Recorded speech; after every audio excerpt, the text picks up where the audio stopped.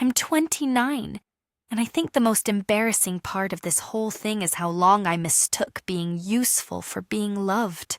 For years, I honestly thought those two things were close enough. If I was supportive, if I stayed patient, if I made myself easy to live with, if I explained my needs gently enough, clearly enough, lovingly enough, if I kept showing up even when I was tired, then surely that meant I mattered. Apparently not. My ex-boyfriend is named Adrian. He's 32. We were together a little over 2 years. He looked stable in the way unstable people find irresistible. Calm voice, thoughtful gifts, would remember my exact coffee order and send me playlists when I had long editing nights. He worked in IT and had that slightly tired, dependable energy that makes you think a man will be emotionally safe just because he seems organized. I'm a commercial photographer. Fashion, product, editorials, campaign work, whatever keeps the mortgage paid and my calendar full. The work looks glamorous from the outside. It usually isn't. It's lugging equipment upstairs, smiling at clients who change the brief 3 times, and spending 6 hours making one image look effortless. Adrian said he admired that about me. At first, I believed him. About 8 months into the relationship, his rent shot up. Then one freelance side contract dried up. Then his landlord decided to sell. He started staying at my place more often, just until things stabilized. That phrase should be tattooed onto the forehead of every woman who has ever accidentally adopted a man. At first, it really did sound temporary. An overnight bag, then more clothes, then a second charger, then a keyboard. Then, suddenly I was buying groceries for 2 adults and pretending not to notice that his share of things always arrived late, partially, or wrapped in some explanation about a delayed payment. He was never arrogant about it. That was the tricky part. He always sounded embarrassed, always grateful, always like he knew he was asking a lot. And that made me feel cruel for noticing he kept asking anyway. At the same time, my career was finally moving. Not exploding, just moving.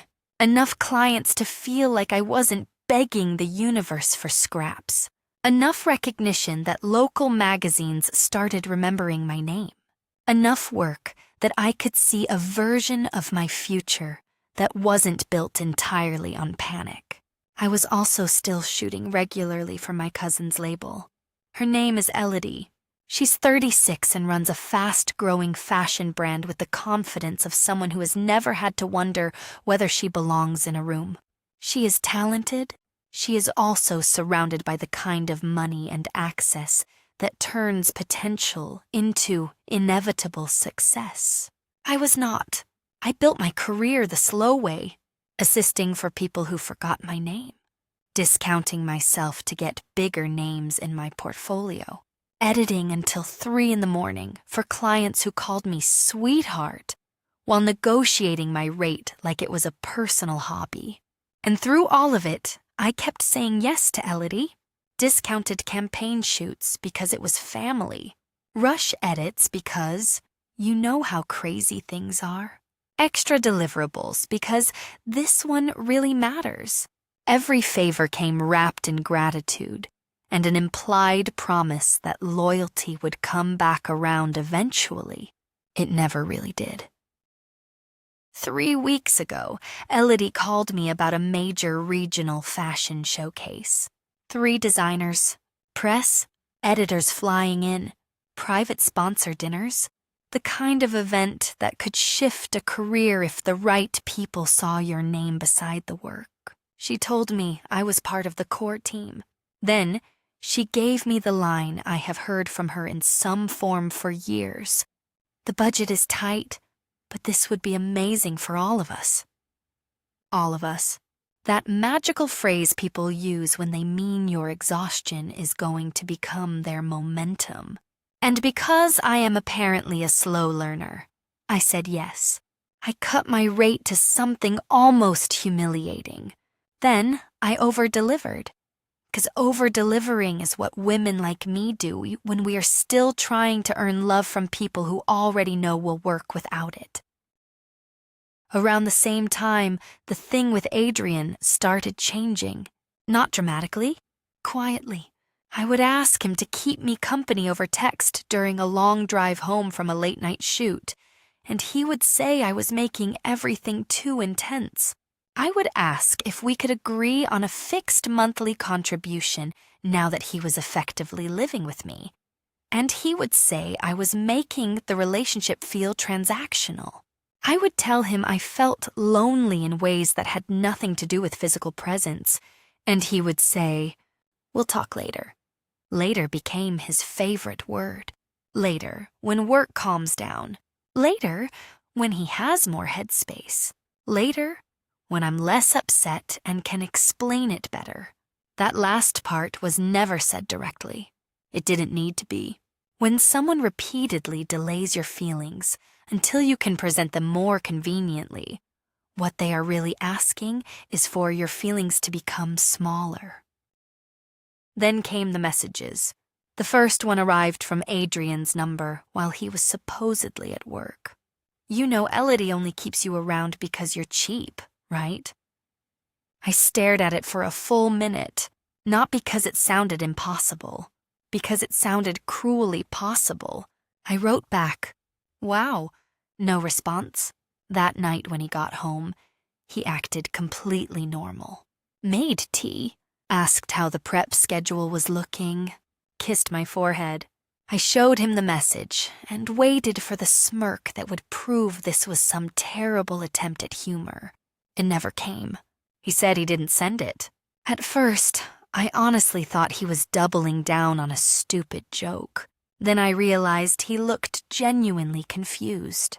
A few months earlier, he had lost an old phone during a video shoot. He replaced it fast and barely mentioned it again.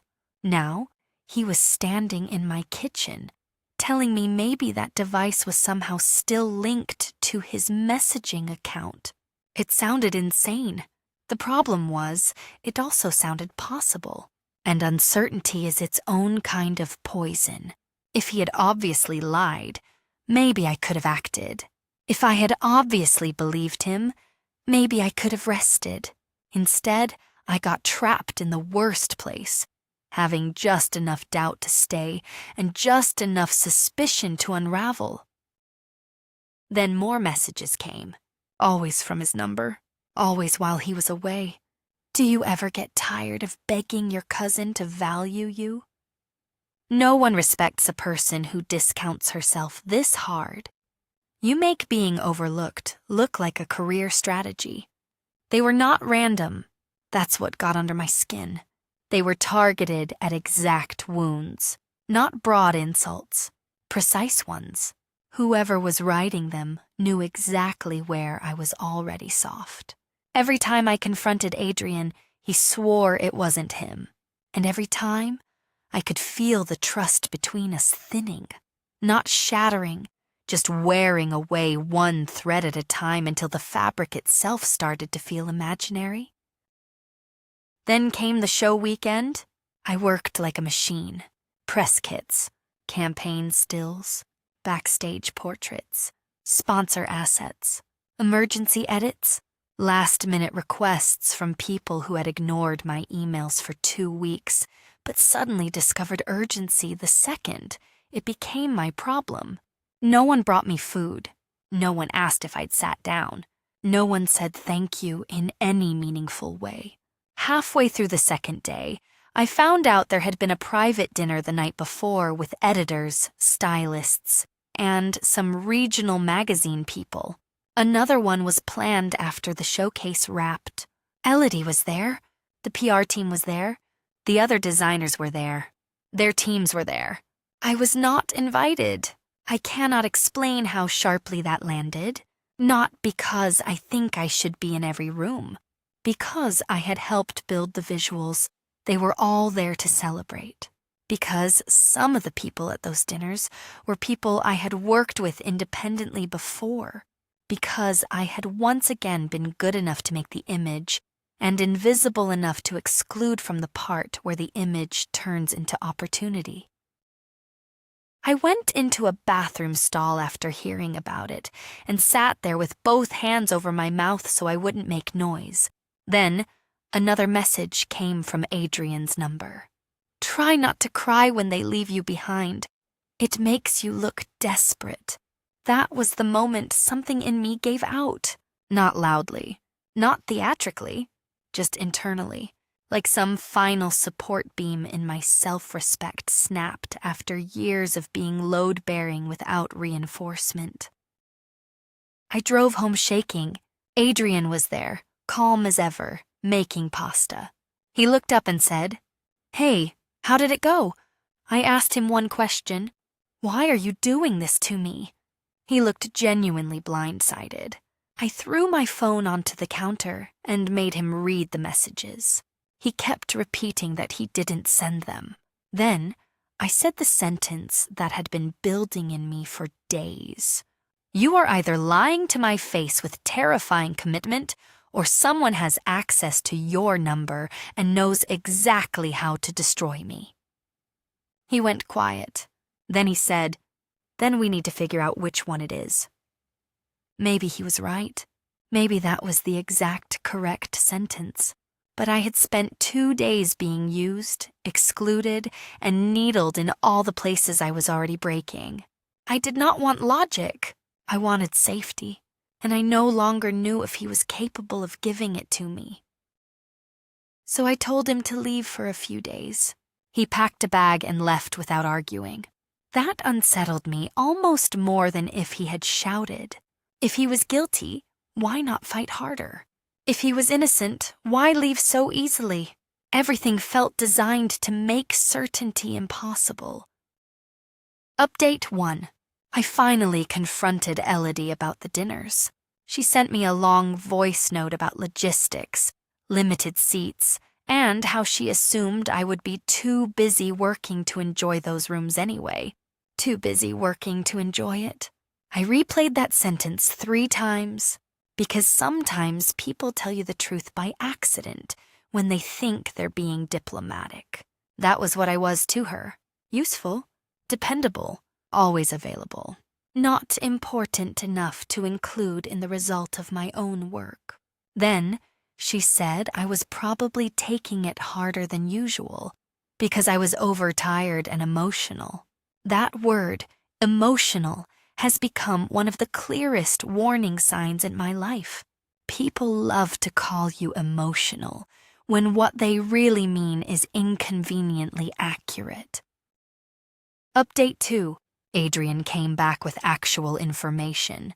His old phone really had remained linked, and the last location ping tied to it came from a building used by one of the media vendors working Elodie's event. I am not saying that proves Elodie did anything. I am saying the first piece of this whole mess that felt concrete instead of psychological pointed back toward the same orbit where I have spent years trading labor for belonging. Adrian wants to file a report. Part of me thinks he is right. Part of me is so tired that truth feels like another unpaid project. We are not magically okay. I still don't know whether I trust him fully.